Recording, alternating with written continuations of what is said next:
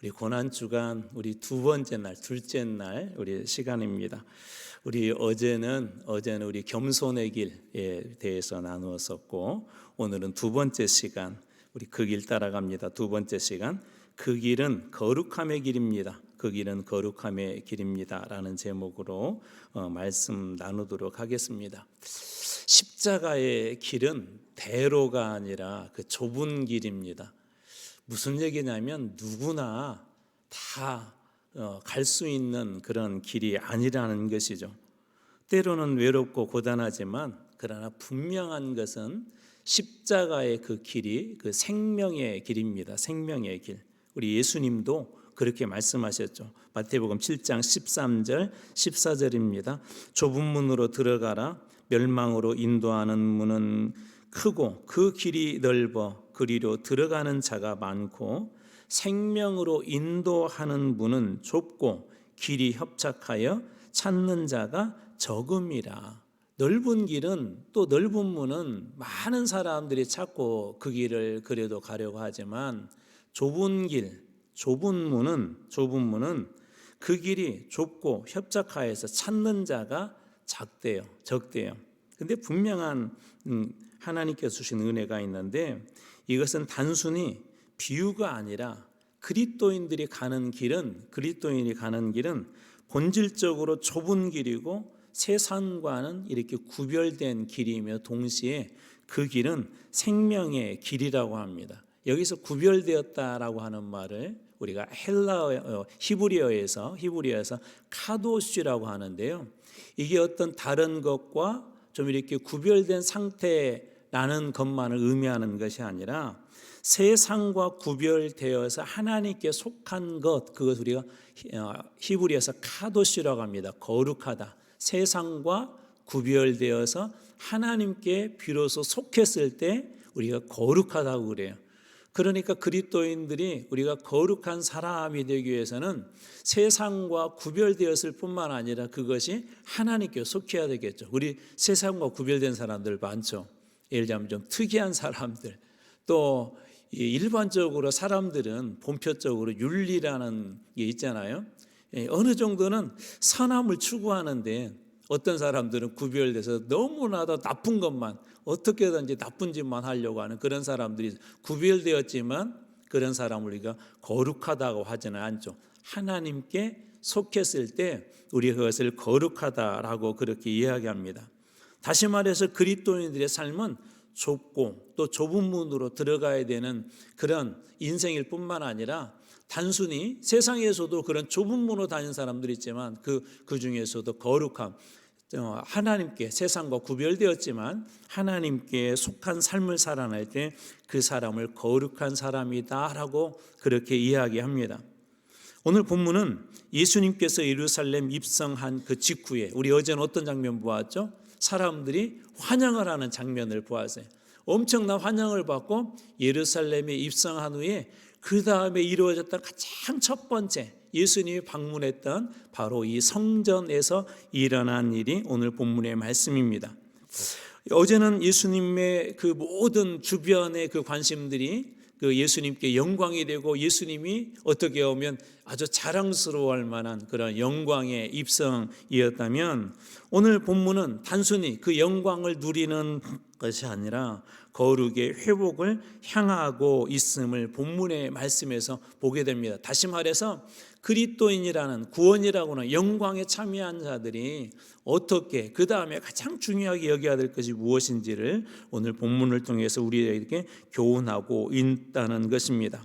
자, 그렇다면 우리는 어떻게 이 거룩함의 길, 그리스도인으로서 이 거룩한 그런 삶을 살아가야 갈 수 있을까요? 첫 번째로 성전은 기도하는 곳이라는 거예요. 성전은 기도하는 것이라는 것을 우리는 잊지 말아야 합니다. 다시 말해서 우리 하나님 앞에 세상과 구별된 자로 하나님 앞에 거룩한 그 길을 따라가기 위해서는 이 우리의 기도가 회복이 되어져야 한다는 것입니다. 오늘 말씀의 13절 말씀입니다.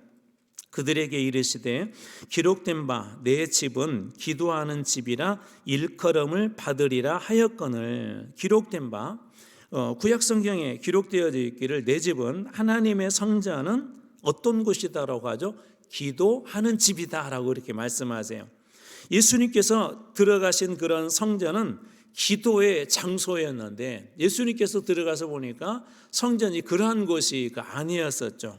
그곳에는 돈 바꾸는 사람들과 비둘기 장사꾼들로 가득 찬 그런 시장이 되었습니다. 왜 돈 바꾸는 사람들, 그 다음에 비둘기 장사꾼들, 특별히 이 두 부류의 사람들을 오늘 본문에서는 이야기하고 있을까요?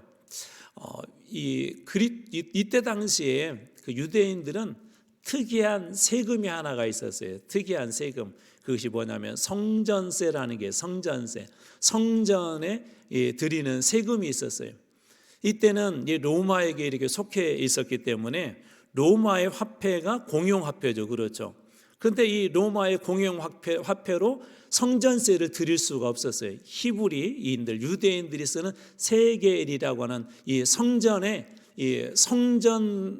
쉽게 얘기하면 성전 화폐가 있었습니다. 그 화폐로 그 성전세를 냈어야 됐어요. 그러다 보니까 로마의 돈을 가지고 로마 화폐를 가지고 우리나라로 얘기하자면 조금 다른 비유가 될 수가 있지만 예를 들어서 우리나라에서는 일반적으로 우리 한국 화폐를 쓰잖아요. 그런데 일반적으로 예를 들어서 달러를 쓰고 있다고 봐요. 그 달러를 가지고 이 성전에 와가지고 한국 돈으로 바꾸어서 성전에 그 세를 내는 거예요. 쉽게 얘기하자면 우리 환전소라고 하죠. 그런 환전소 같은 그 사람들이 돈을 바꾸는 사람들인데 이 사람들이 폭리를 취합니다. 폭리. 예를 들자면 우리 이제 환율이라는 것에 기준을 해서 우리 외국에 나갈 때 그 나라의 그 화폐를 이렇게 교환을 하잖아요. 그런데 예를 들어서 1대1이라고 보통 그렇게 되어 있어야 되는데 1대2, 예를 들어서 그 정도로 폭리를 취하는 거예요. 폭리를 취해가지고 이 사람들이 자기 이득을 취합니다. 바로 그 사람들, 돈 바꾸는 사람들의 상을 엎으신 거예요. 두 번째로는 비둘기 장사꾼들이 있는데 이 레위기 법에 의하면 하나님 앞에 이렇게 제물을 드리잖아요. 그런데 일반적으로는 무엇을 가장 많이 드리죠? 하나님 앞에 제물 드릴 때 기억나 양이죠. 양. 일반적으로 양을 드려요. 그런데 가난한 사람들은 양을 못 드립니다. 양 하나 기르지도 못하죠. 그래서 이 사람들을 위해서 하나님께서는 어떤 규정을 했냐면 가난한 사람들은 새나 비둘기 같은 것을 드릴 수 있도록 규정을 했어요. 그리고 또 흠없는 것을 이렇게 드려야 되기 때문에 성전에 와가지고 이 사람들이 이렇게 검수를 합니다. 이거 보니까 이 비둘기 가지고 왔는데 흠이 있어서 안 돼 해서 그것을 소위 이렇게 빠꾸를 시켜요. 그리고 또 이제 없는 사람들은 성전에 와서 성전에서 소위 이 예물은 검증된 겁니다. 이 재물은 검증된 겁니다라고 비둘기를 파는데 가장 가난한 사람들이라는 걸 기억하셔야 돼요. 가난한 사람들이 드리는 그런 재물인데 이 비둘기를 파는데 비둘기 값을 세상에서 사는 것보다도 엄청 비싸게 파는 거예요. 그러니까 이 가난한 사람들은 2배, 3배로 어려워지죠. 자기가 가져가도 거기서 거절당하고 또 그곳에서 살려고 해도 밖에서 사거나 준비하면 그것보다도 훨씬 적은 가격을 가지고 살 수가 있는데 이 사람들이 폭리를 하는 거예요. 그러니까 가난한 자들의 돈을 착취하는 것이 된 것이죠. 이 성전이라는 것이. 그러니까 돈을 바꾸는 사람이나 비둘기 이 장사꾼 하는 사람들은 성전을 이용해서 자기의 그 탐욕, 자기의 욕심을 채우는 곳으로 이 사람들이 사용했던 것입니다. 거기에다가 우리 지난번에 이 성전의 구조에 대해서 여러분들에게 한번 이렇게 말씀을 드렸었어요. 성전에는 이방인들이 들어올 수 있는 공간에 거기까지밖에 이방인들은 못 들어와요. 그 다음에 그 안쪽으로 들어가게 되면 이제 여인들의 뜰, 유대인들이지만 여인들은 거기까지밖에 못 들어가요. 그리고 또 그 안쪽에 들어가면은 이제 유대인들의 남자들이 들어갈 수 있는 곳도 그 안쪽에 들어가면 이제 제사장들, 그리고 최고 안쪽에는 이 지성소에는 대제사장이 1년에 한 번밖에 못 들어간다고 그랬잖아요. 바로 이 이방인의 뜰, 이곳에서 바로 이 장사를 했던 것입니다. 이방인의 뜰에서 이방인들이 와서 기도하는 곳이었었죠. 예수님은 그들의 그런 모습을 보고 그곳에서 상을 뒤엎고 의자를 갖다가 뒤엎고 그곳에 있는 사람들을, 장사하는 사람들을 쫓아냈던 것이죠. 성전은 거룩함과 기도가 살아있어야 되지 인간의 탐욕이나 우리 개인의 어떤 자기개발이나 성취를 하는 것이 아닙니다. 하나님의 성전은 기도가 살아있어야 하는 곳입니다. 그런데 바로 그들은 이 성전을 자기들의 탐욕의 공간으로 바꾸어 버렸던 것입니다. 오늘날 교회는 어떻습니까? 기도의 능력을 잃고 혹은 행사나 형식이나 혹은 교회에 가서 어떤 마음의 안정감이나 혹은 어떤 나의 주장이나 나의 생각을 펼치는 그런 곳으로 남아있지는 않습니까? 디모데전서 4장 5절입니다. 하나님의 말씀과 기도로 어떻게 된다고요? 거룩하여 짐이라. 우리가 하나님의 백성들이라면, 자녀들이라면 우리 하나님 앞에 기도하게 될 때 우리는 거룩함의 그 자리에 설 수 있다는 것입니다. 오늘도 여러분의 삶 속에 하나님께서 주시는 이 기도의 자리, 기도의 능력이 회복되어져서 여러분의 삶에도 이 거룩함의 길이 새롭게 열리는 그런 일이 여러분들에게 일어날 주님으로 축원합니다. 두 번째로 성전에 그 말씀이 회복이 돼야 됩니다. 말씀이. 오늘 말씀에 주님께서 한 상황을 말씀해 주시는데요. 이 책망하시며 인용하셨던 말씀이 예레미야 7장 11절입니다. 내 이름으로 일컬음을 받은 이 집이 너희 눈에는 도둑의 소굴로 보이느냐? 보라, 나 곧 내가 그것을 보았노라. 여호와의 말씀이니라. 거룩은 단지 감정이 아니에요. 거룩이라는 것은 말씀이라는 거울 앞에 설 때 내가 거룩한 삶을 살려고 그렇게 몸부림치고 있구나, 아니면 거룩으로부터 벗어났거나라는 걸 알 수가 있어요. 우리 각자의 그 얼굴에 예를 들어서 무엇인가 이렇게 묻어도 잘 못 보죠. 그렇죠? 근데 거울 앞에 서게 되면 어떻게 돼요? 그게 보입니다. 내 삶이 하나님께서 기뻐하시는 거룩한 길을 가고 있는가, 그렇지 못하는 거 어떻게 알 수 있어요? 우리는 하나님의 말씀이라는 거울 앞에 설 때 내 삶이 하나님 앞에 거룩하게 살아가고 있는지 그렇지 않은지를 우리는 알 수가 있습니다. 말씀이 들려오는 순간 때로는 그 말씀 앞에 우리가 무릎을 꿇기도 시작하죠. 예를 들자면 사도행전에 보면 베드로가 설교를 할 때 이런 일들이 일어났대요. 사도행전 2장 37절, 그들이 이 말을 듣고, 그들이 베드로를 통하여 주신 하나님의 무엇을 듣고요? 말씀을 듣고 마음에 찔려 그때 반응이 일어나죠. 하나님의 말씀을 듣고 우리가 그리스도를 죽였구나, 예수가 메시아였는데 그 메시아를 죽였구나, 그들이 깨닫게 된 거예요. 그래서 악함의 길에서, 죄의 길에서 돌이켜서 거룩함의 길로 들어서게 됩니다. 여러분, 말씀이 회복이 될 때 여러분의 삶에도 이 거룩함의 능력이 회복되게 될 줄로 믿습니다. 세 번째로, 성전은 성전에서는 이 치유의 능력이 회복이 되어져야 돼요. 치유받는 그런 공간이 되어야 된다는 것입니다. 마태복음 21장 14절입니다. 맹인과 저는 자들이 성전에서 예수께 나오매 고쳐주시니. 맹인과 저는 자들은요, 이때 당시에 율법의 기준으로 보면 죄인들이에요. 율법의 기준으로, 율법에 사로잡혀 있던 사람들은, 이 사람들은 너는 안 돼, 성전에 와서 너희들이 예배 드릴 수 없어 했던, 외면받았던 사람들이 이 맹인과 저는 자들이었습니다. 그런데 예수님은 어떻게 하셨죠? 이 사람들을 성전에서 오히려 받아줍니다. 예수님은 그 성전에서 오히려 이 사람들을 치료해 주십니다. 여러분, 교회는 완벽한 사람들이 모이는 것이 아니에요. 여러분, 병원은 건강한 사람들이 가는 것이 아닙니다. 병원에 가면 아파 죽겠습니다, 너무나도 힘들어 죽겠습니다, 제 몸이 지금 막 부서졌습니다, 여기저기 지금 문제가 생겼습니다, 고통의 소리가 들리기도 하고 신음소리가 들리기도 하고. 응급실에 가보셨습니까? 예를 들어서 갑작스럽게 큰 사고가 일어났을 때 응급실에는 수많은 사람들의 여기저기에서 고통의 소리들이 흘러나옵니다. 아픔의 소리들이 흘러나옵니다. 아프기 때문에 그런 것입니다.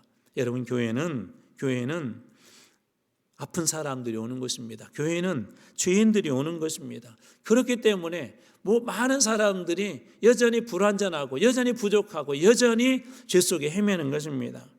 이 교회 안에서 일해야 될 가장 중요한, 회복돼야 될 것이 있는데 바로 죄로부터 구원받는 영적인 치유들, 또 우리의 마음의 상처들이 치유되어지고 관계들이 회복되어지는 곳, 치유가 있는 곳이 교회가 되어져야 합니다.